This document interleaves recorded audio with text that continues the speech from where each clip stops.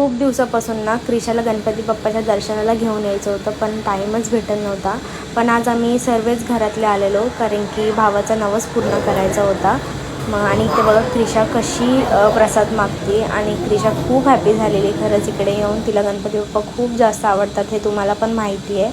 नंतर मिरवान सर्वांना मस्त प्रसाद वाटत होता, आणि क्रिशाने बघा कसं लोटांगण घातले, उठतच नव्हती ती.